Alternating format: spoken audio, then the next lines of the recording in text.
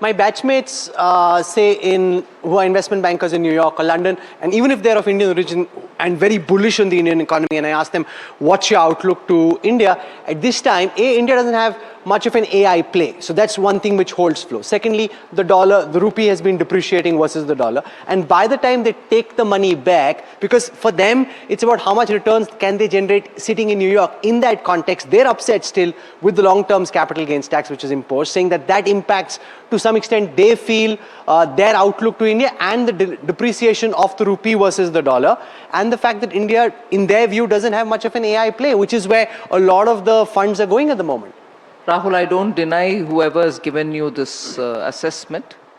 It is probably their own assessment, and they perhaps deal with their funds with these factors before them.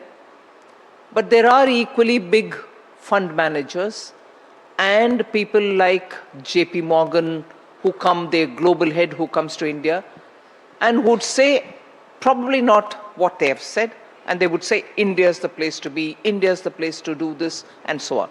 Now, on the AI play, I'm not convinced about that, because AI for every country has its own little calibration. Over and above the AI which is globally required, we have the manpower which is absolutely at it, at a high end.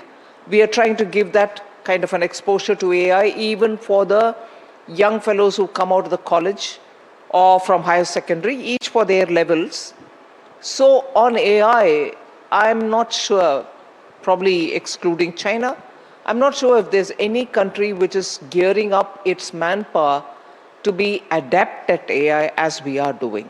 And I can say this with a sense of confidence, because you hear it from people who are looking for talented people who can be at various stages of AI. No, their concern about the public markets is the lack of an AI play in terms of, because a lot of the funds have gone towards the big companies which are at this moment building the data centers or the chips. Money coming only for AI. Come on, Rahul. A lot of the flows have been in that direction over the past. Never mind. You can always score a point on that. But I think India has still a lot of macroeconomic factors based on which till 2 years ago fund would come.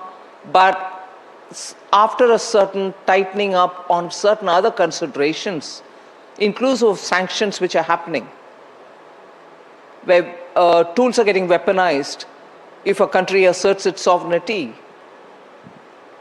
I think that's a very important point the finance minister makes. And of course, sitting on the sidelines of a match and doing commentary is the easiest thing for you and me. But once you're in and that's what you pick up, that's very important. The fact that flows are not just flows. I'll add to it.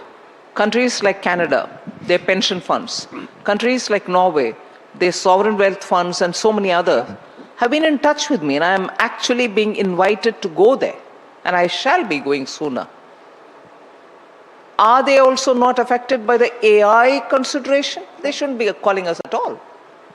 So different reasons prevail for different funds, specifically in the last minute, to say, all right, I won't go to India or I will go to India. The larger consideration is the return on your investment.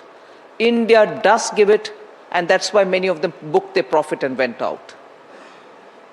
And you would naturally assume that return on investment is the primary consideration on which money flows. Of course. But no. So what else is there? Something beyond it. Kahani mein geopolitical twist.